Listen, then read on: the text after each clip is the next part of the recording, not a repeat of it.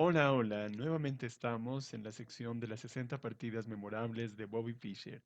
Y en esta ocasión estamos en la número 4, en la que jugó un torneo en Mar del Plata, en Argentina, en el 59, Fischer con las piezas negras contra un jugador alemán nacionalizado en Argentina llamado Hermann Pilnik.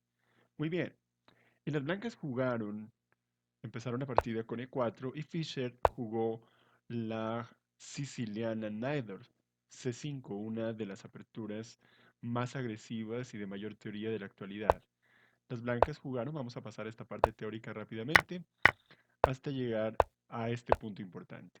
Esta jugada, la jugada 6, es una de las jugadas características de la defensa siciliana, la variante Najdorf, que quita la posibilidad del salto del caballo a B5 y al mismo tiempo amenaza la futura avalancha de peones con B5, B4 en el dado caso de que las blancas se enroquen largo, lo cual va adelantando un poco su ataque en el flanco de dama.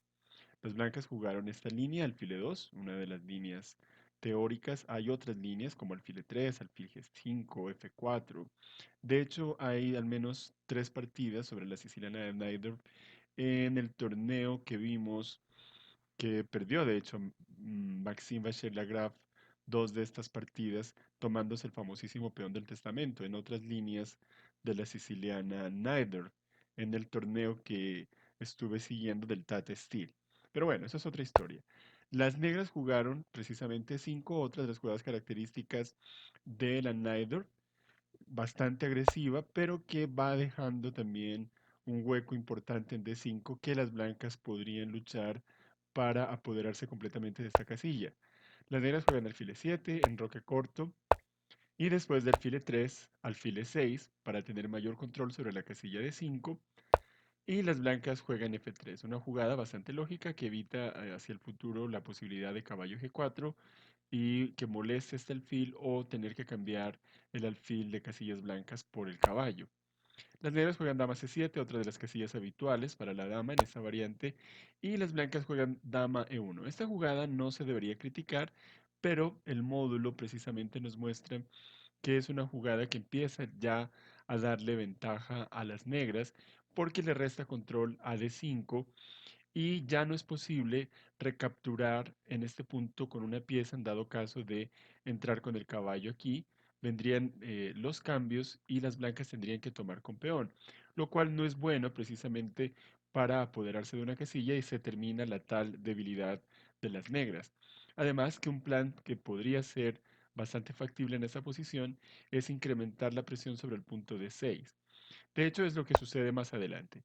Las negras juegan caballo bd7 y ya las negras tienen cierta ventaja en su apertura. Torre d1.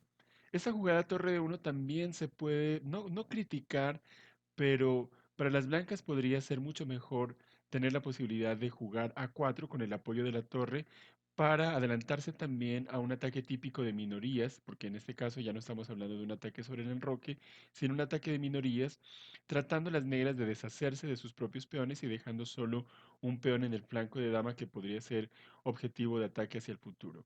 En este punto las negras ya tienen una ligera ventaja, ya tienen la iniciativa también y las blancas son las que van a tener que luchar por neutralizar la iniciativa de las negras.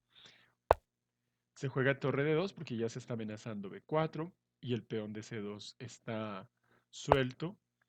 Viene la jugada caballo B6 y el módulo sugiere el cambio inmediato. Igual en el libro también lo dice Bobby Fischer porque este caballo tiene casillas importantísimas como A4 o C4 tocando en B2 o en D2. Las blancas juegan dama F2 y las negras defienden el caballo. Voy a tratar de mantenerme en las líneas principales, las líneas que el mismo Bobby Fischer analiza, porque la intención es más el análisis del gran Fischer, no los análisis teóricos, o perdón, los análisis que vienen por parte del módulo, por eso trato de explicar más desde la perspectiva de Fischer.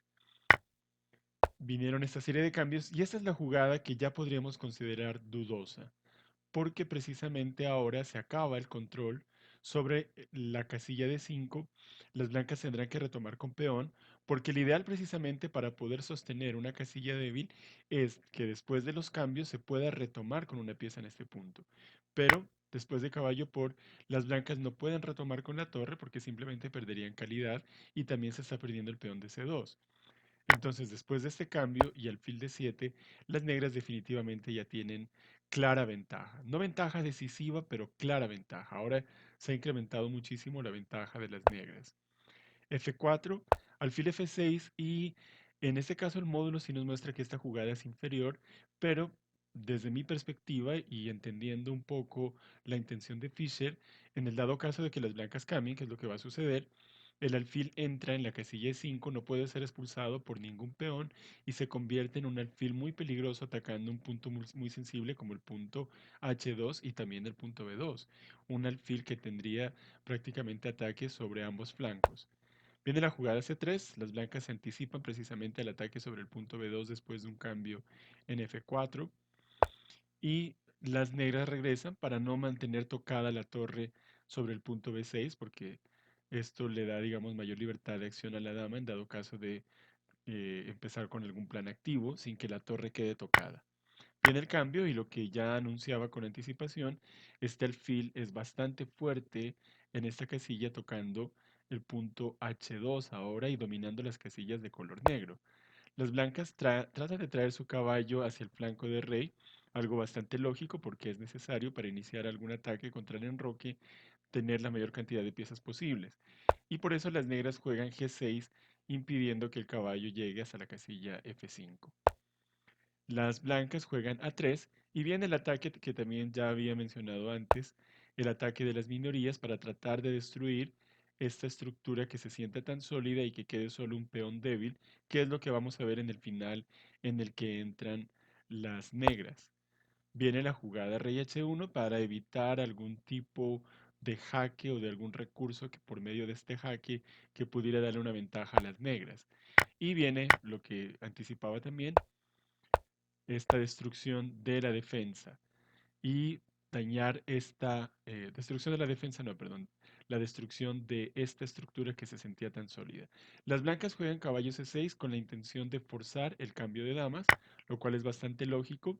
Las negras cambian primero aquí, vienen estos cambios y viene precisamente la jugada torre a 8 aprovechando ya la inmediata debilidad del peón de A3.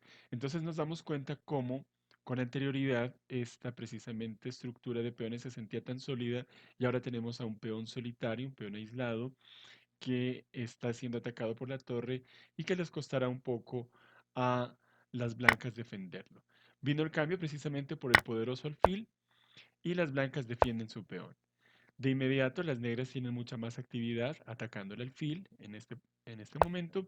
Y viene la jugada torre C7, también deciden entrar en una línea de contrajuego, lo cual es bastante lógico, con la jugada alfil F5 necesaria para evitar el ataque que se estaba realizando en el punto F7 con las dos torres.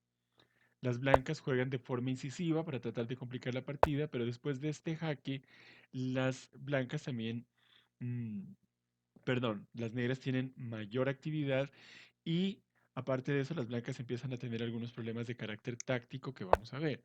Viene la jugada alfil F3, viene el ataque sobre la torre y viene la jugada de 6 y hay que atender ya a este peón, es bastante peligroso porque si las negras se deciden por alfil por F1 después de alfil por A8 y este peón tan avanzado, aparte de la posibilidad de dar un jaque con la torre, podría ser precisamente un factor de derrota para las negras.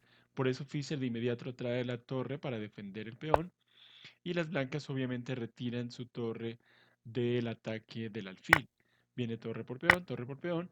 Las negras en este caso se han librado de este peón tan peligroso y ahora vienen con un ataque sobre el alfil y vemos que ahora esta torre ya están creando amenazas de mate bastante fuertes y podríamos decir que las negras ya tienen ventaja decisiva.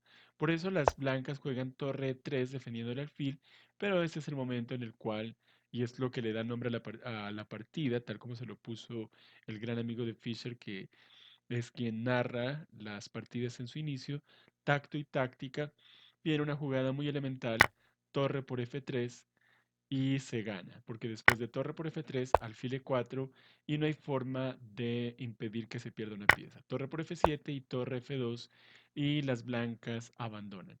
Viene un jaque, pero simplemente rey G7 y a otro jaque podría venir simplemente rey H6 y la partida se acaba, porque incluso después del eventual cambio de las dos torres, este peón es fácilmente controlado por el alfil y la llegada del rey es muy rápida sobre el flanco de rey y con la pieza de ventaja las negras deberían ganar con facilidad. Muy bien, esta ha sido la partida de esta semana del libro Mis 60 partidas memorables de Bobby Fischer, el único libro que tenemos del gran maestro, y espero que la disfruten mucho. Continuaremos con esta serie hasta finalizarla. Así que gracias y chao, chao.